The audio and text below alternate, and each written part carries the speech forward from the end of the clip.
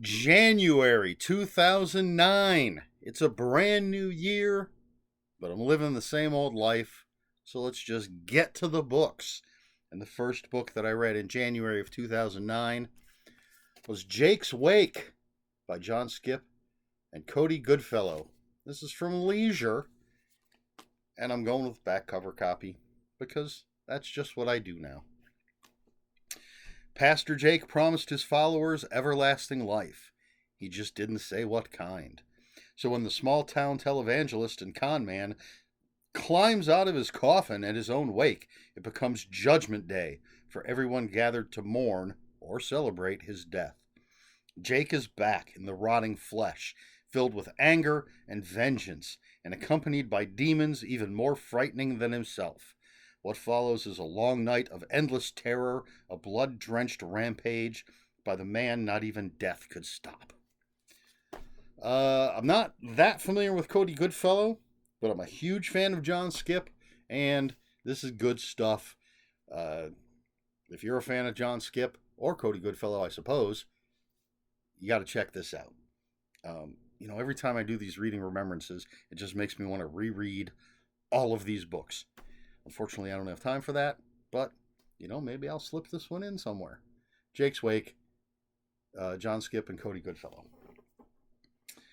Next up, we have Black Cathedral by L.H. Maynard and M.P.N. Sims. Another Leisure book, another back cover copy. An old manor house on a remote Scottish island. Six managers of a large corporation arrive for a week-long stay. I should have started that with all of the words, at an old manor house. Anyway, 6 managers, large corporation, week-long stay. Within days, they will all suffer horrifying deaths, and their bodies will never be found. The government assigns the case to Department 18, the special unit created to investigate the supernatural and the paranormal. However, this is no mere haunted house. The evil on this island goes back centuries, but its unholy plots and schemes are hardly things of the past. In fact, while the members of Department 18 race to unravel the island's secrets, the forces of darkness are gathering and preparing to attack. I'm a big fan of Maynard and Sims, and I'm a fan of Department 18. There's a bunch of, depending on how you define a bunch, but a bunch of Department 18 books. I'm not even sure that I have all of them. I know I have some that I haven't read yet. Yeah, these guys write well together, and Department 18 is a fun series, and they write some good stuff. It's a Black Cathedral. L.H. Maynard, M.P.N. Sims. Next up, we have Gleefully Macabre Tales by Jeff Strand. This is the limited edition from Delirium Books. And definitely want to read the back cover copy of this.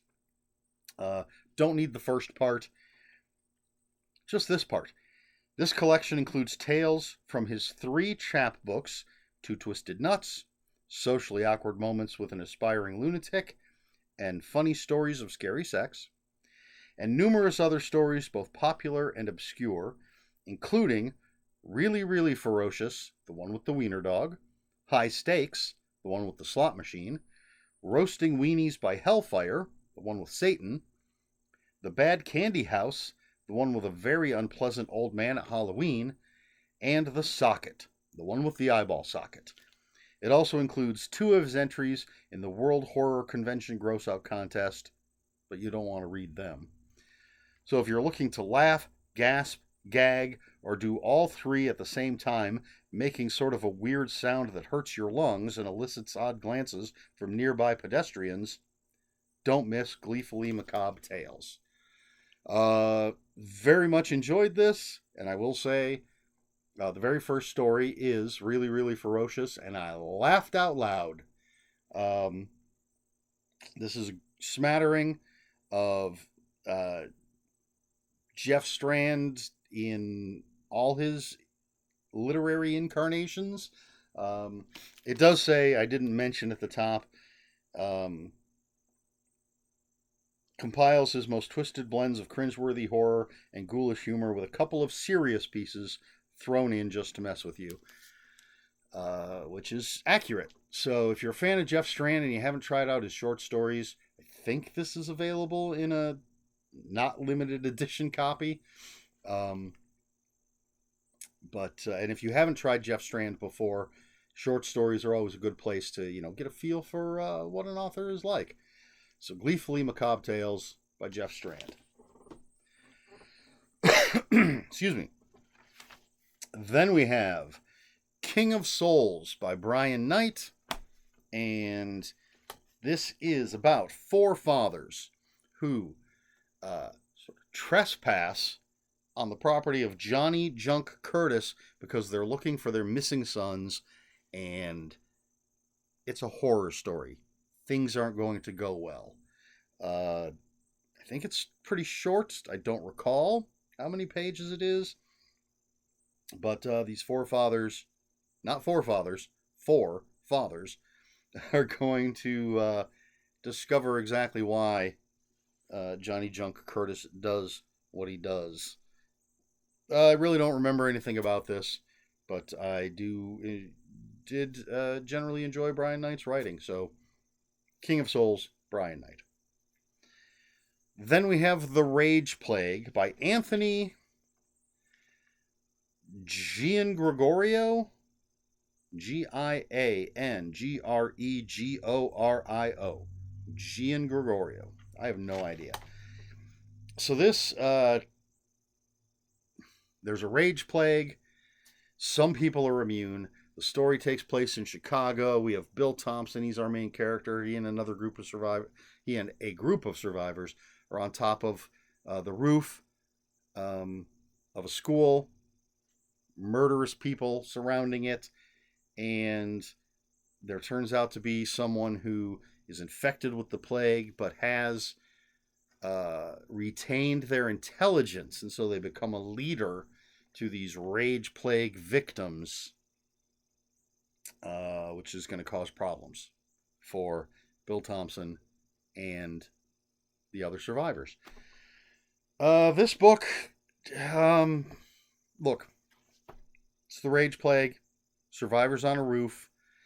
It came out in January of 2009. At least that's the copyright that's on Amazon.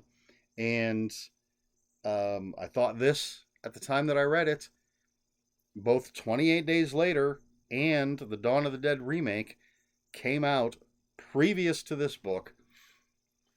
And I suppose adding in someone who's infected, who maintains their cognitive abilities, is the twist, but this book did nothing for me and just made me think of both 28 Days Later and the Dawn of the Dead remake. But it's The Rage Plague by Anthony Giangregorio. Whatever it is. And then finally, we have Castaways by Brian Keene. It's another leisure book. I don't need to read the back cover copy for this one. I mean, I didn't need to for the other ones. But basically, you've got a group of contestants on a reality show that's basically Survivor. So they're on an island, and there's a big storm, which sort of cuts them off, the contestants and the crew of the show that are on the island. And there are these half-human creatures, these sort of Neanderthals, that come out, and they're gonna, as it does say on the back cover, they're gonna kill the men and keep the women. And this is Brian Keene's homage to Richard Lehman. There is perhaps the implication that these creatures are the same creatures from the Beast House series, Richard Lehman's Beast House series. If not actually the creatures, then at least inspired by the creatures. There's an author note at the end, but I'm not going to read that right now. This is classic Brian Keene. It's it very much feels like Richard Lehman as well. But Keene builds his characters, and great pacing, and it's splattery, and there are some horrible things that happen in it. It's not for the squeamish, but it is very good stuff. Castaways by Brian Keene. Did I forget to mention that The Rage Plague was the penultimate book that I had read in January 2009? I'll have to get that in there. So that is everything that I read in January of 2009.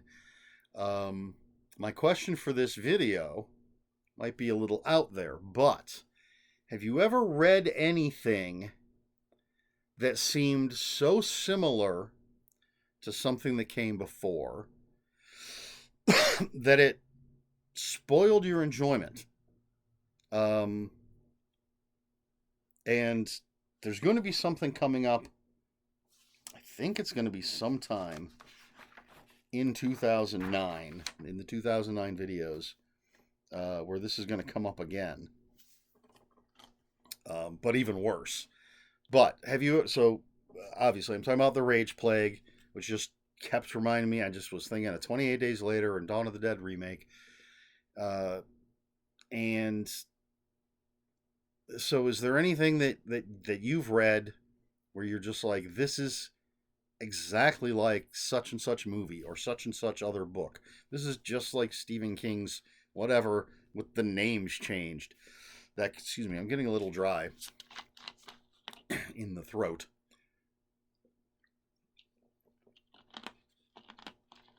This is my 5th video of the night. So anyway, as I said, it's an odd question, but just wondering if this has ever happened or if it doesn't bother you. Let me know in the comments below. I guess for me, it bothered me when I was reading The Rage Plague. And again, well, yeah, something else is going to come up. But yeah, if it just feels like someone's retelling someone else's story, they've just changed little bits of it. I don't know if that's just lazy or if it's straight up theft. I know they say there's only 7 stories in the world or 10 stories in the world, but I mean, there's so much variation that I don't think this sort of similarity should be popping up as much as it seems to in some cases. Anyway, let me know what you think. Let me know your answers in the comments below. If you have any comments, questions, corrections, please put those in the comments below. Comments are open for spoilers. Just post a spoiler warning. We try to be polite here on my channel. Please like, share, and subscribe, all the usual YouTube stuff. And if you'd care to follow me on other social media, I'll have links for my Instagram and Blue Sky in the description below. And that's all I have for you this week. So until next week, read more books.